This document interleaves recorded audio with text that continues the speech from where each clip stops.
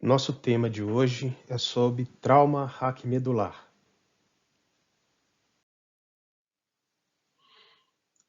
O termo traumatismo raquimedular ou trauma raquimedular indica uma lesão da medula ou da cauda equina, ou seja, dos tecidos nervosos que estão associados à coluna vertebral, de forma transitória ou permanente e normalmente decorrentes de uma lesão da estrutura óssea da coluna vertebral. Normalmente, são lesões graves que levam a uma fratura ou uma luxação da coluna, especialmente da região cervical. Para que ocorra esse tipo de lesão, na grande maioria das vezes é necessário o que nós chamamos de traumas de alta energia, em especial os acidentes automobilísticos e os atropelamentos. Mas também, na nossa casuística, especialmente no Brasil, lembrar das quedas, saltos em cachoeira, por exemplo, os esportes radicais e os atos de violência, onde no Brasil é a segunda causa de trauma raquimedular. Dessa forma, pelo tipo de trauma que ocorre, 80% são jovens do sexo masculino. Esse tipo de lesão está intimamente associado à mortalidade.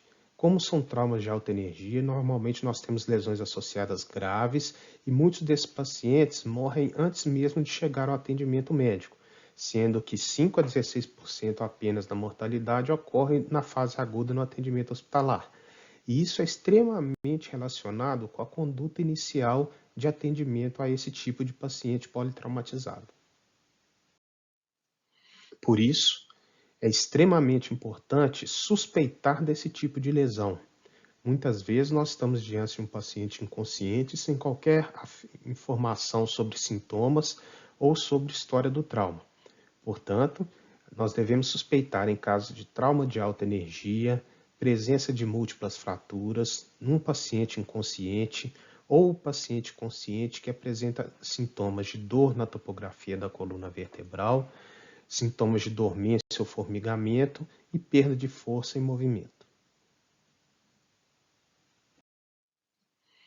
Do ponto de vista fisiopatológico, as lesões ocorrem de duas formas. A lesão primária, que ocorre da dissipação da energia cinética diretamente sobre os neurônios ou os vasos sanguíneos da medula vertebral. E uma lesão secundária, que vai se instalando à medida que o trauma vai progredindo e vai ocorrendo hemorragias, edemas, lesão mecânica da coluna e uma resposta inflamatória pós-trauma, que vão comprometer também os neurônios que não foram lesados no trauma inicial. Do ponto de vista de localização, a grande maioria das lesões ocorrem na coluna cervical, cerca de 50% a 70%, ou seja, fraturas ou luxações nessa região da coluna, levando a um trauma direto sobre a medula. Na coluna lombar, lembramos que não há medula espinhal neste nível, apenas a cauda equina.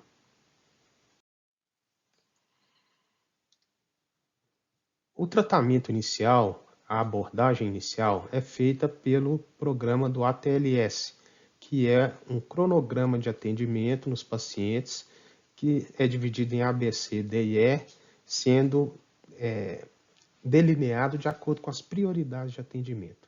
Então, o A indica vias aéreas e proteção da coluna cervical, B, ventilação, C, circulação e controle de hemorragia, D, controle neurológico e E, exposição de todos os ferimentos do paciente.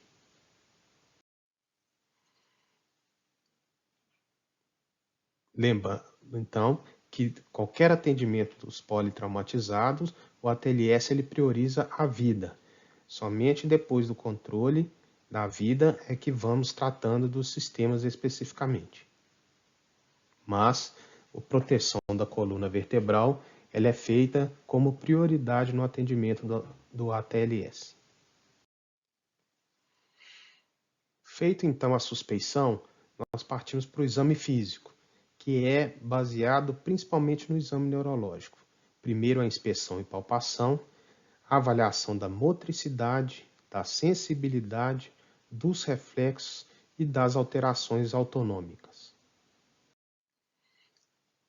A motricidade é avaliada de acordo com a força de contração muscular, divididas entre grau 1, 2, 3, 4 e 5, sendo o grau 0 a ausência de contração muscular, grau 1 quando consegue-se ter uma contração visível e palpável, mas não há movimento, grau 2 quando já começa a se ter um movimento, mas esse movimento não consegue vencer a força da gravidade, grau 3 quando há movimento e que se vence a força da gravidade, mas não se resiste a nenhuma resistência. Grau 4 é a contração muscular vencendo alguma resistência e grau 5 é a força normal. O segundo seria a avaliação da sensibilidade, que nós poderíamos registrar como ausente, alterada, ou seja, uma sensibilidade parcial ou de hiperestesia, e a sensibilidade normal. Lembrando sempre que a avaliação da sensibilidade perineal é essencial para um diagnóstico preciso das lesões raquimedulares. Nós temos, inclusive, alguns organogramas e alguns gráficos que são preenchidos para que seja feita uma análise detalhada de cada nível de sensibilidade e de força motora. Depois da sensibilidade, da motricidade, nós avaliamos então os reflexos, que são divididos entre reflexos profundos, que são os reflexos patelares, como os reflexos tendinosos, como o reflexo patelar e o reflexo aquileu. Os reflexos superficiais, como o reflexo cutâneo abdominal ou o reflexo cremastérico, que indica normalmente lesões do neurônio motor superior. Além disso, podem aparecer também os reflexos patológicos, que surgem quando se observa a lesão do sistema nervoso, como o sinal de Babinski, que é o movimento anormal dos dedos na estimulação plantar, o sinal de Hoffman, que é feito com a flexão da falange distal do terceiro dedo, ocorrendo o movimento do polegar e do primeiro dedo, do segundo dedo. E a presença de clonos.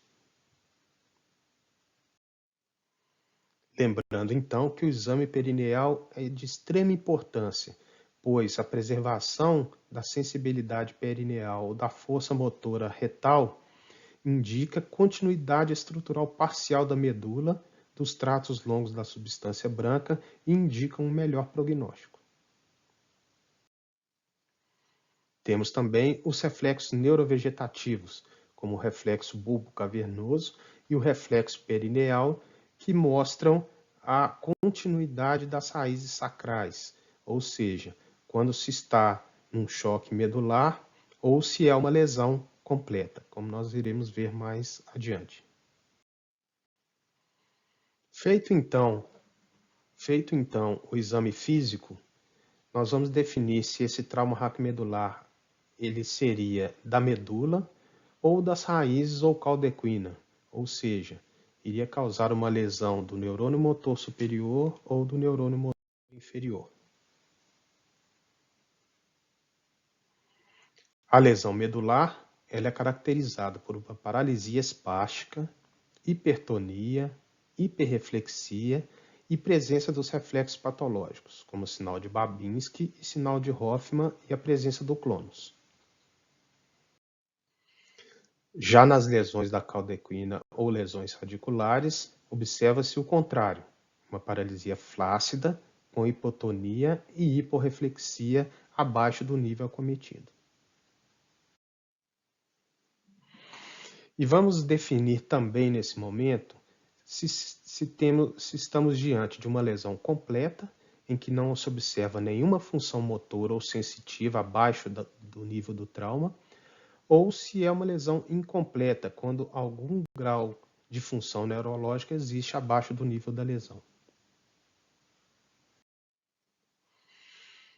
E aí nós vamos ter alguns tipos de síndrome nos casos parciais, que seria a síndrome medular central, caracterizada pela redução de força, sensibilidade dolorosa, tátil superficial e pressão nos membros superiores, sendo que nos membros inferiores a função sacral são normais. Esse tipo de síndrome é mais comum em pacientes idosos que apresentam uma estenose do canal vertebral e podem apresentar pequenos traumas de hiperextensão da coluna. O segundo tipo é a síndrome de Brown-Séquard, que seria o acometimento de metade da coluna, onde se observa do mesmo lado da lesão déficit motor, proprioceptivo, da sensibilidade vibratória e tátil, e do lado contralateral, redução da sensibilidade térmica e dolorosa.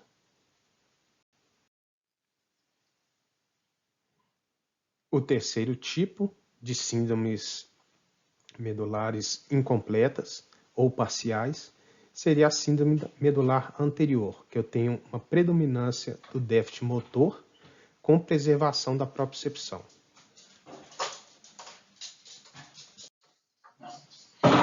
Feito então a avaliação detalhada de todo o quadro neurológico, se trata de uma lesão parcial, avaliação dos reflexos, da motricidade, avaliação perineal, nós vamos então fazer uma classificação de qual o tipo de lesão que nós temos.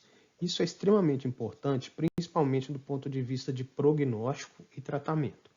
Então, a associação que estuda esses tipos de lesões, a ASIA, ela divide em A, B, C, D e E. A, não há função motora ou sensitiva de segmentos sacrais, ou seja, uma lesão completa. O B, existe uma função sensitiva, mas não existe função motora.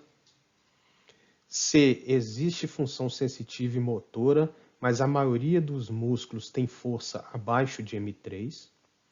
D, existe função sensitiva e motora e a maioria dos músculos tem força maior ou igual a M3. E E, a função sensitiva e motora estão normais. Feito então essa classificação, nós iremos partir por tratamento. O tratamento nessas situações dos traumas raquimedulares envolvem duas frentes de tratamento. Primeiro, o tratamento da lesão nervosa, da lesão medular, da cauda equina ou radicular. O segundo seria a lesão da coluna vertebral que resultou na lesão nervosa, ou seja, das fraturas e das luxações. Na lesão nervosa, o tratamento principal seria a prevenção dos danos secundários, a lesão secundária, ou seja, você teve um trauma, no trauma houve a lesão da medula, mas não houve ainda o dano secundário. É nesse momento, principalmente nas primeiras 48 horas, que é essencial a prevenção do dano secundário para melhorar o prognóstico e diminuir o dano adicional. Um dos métodos que nós temos de tratamento é a corticoterapia venosa, o uso de metilprednisolona em altas doses, que apresenta benefício especialmente quando associado ao tratamento nas primeiras 8 horas, ou seja, o tratamento imediato. Consideramos também nessa fase a proteção da coluna vertebral, caso as lesões sejam na coluna vertebral, e a manipulação adequada dos pacientes no atendimento inicial. Alguns trabalhos contestam a eficácia da metilprednisolona ou da corticoterapia nas fases iniciais. Portanto, não é consenso que seja realmente benéfico e que supere os efeitos colaterais dos usos de corticosteroides em altas doses. O segundo ponto de tratamento seria o tratamento das lesões vertebrais, da estrutura óssea. Então, nós poderíamos dividir as lesões da coluna de acordo com a estabilidade, em lesões estáveis e lesões instáveis. As lesões estáveis elas são tratadas conservadoramente. Já as lesões instáveis necessitam de estabilização com tratamento cirúrgico. Mas o que nós chamamos de lesões instáveis? Normalmente, as lesões que levam a uma lesão medular indicam a perda da função da coluna em proteger o tecido neural. Assim, a maioria delas já é considerada instável. As luxações que mostram um desvio completo da coluna também são consideradas lesões instáveis. As fraturas luxações em que há um desvio grosseiro das vértebras umas sobre as outras também indicam instabilidade. Além disso, sinais menores seriam a angulação ou acunhamento vertebral maior que 40% na coluna torácica, que 20% na lombar e que 11% na cervical. E a perda de altura vertebral maior do que 50%. Outro critério seriam nas fraturas tipo explosão, em que há um comprometimento do canal vertebral, ou seja, um estreitamento maior do que 50%. Como nós podemos ver nessa tomografia, uma retropulsão do fragmento para dentro do canal vertebral no corte transversal, o que indica instabilidade. Nessas situações, toda vez que nós temos lesões instáveis da coluna vertebral, o tratamento conservador não é possível, porque nós continuaremos a observar movimento naquele segmento e haverá dano adicional ao tecido nervoso. Neste momento, então, nós optamos pela redução, ou seja, colocação no alinhamento anatômico normal e fixação para a estabilização daquele segmento, protegendo assim o tecido nervoso. E por último, nós sabemos que a maioria desses pacientes necessita de uma abordagem multidisciplinar cuidadosa para evitar as complicações do repouso prolongado, que seriam o controle de escaras, da função intestinal, vesical, deformidades, osteoporose, uma nutrição adequada, complicações pulmonares e... Obrigado.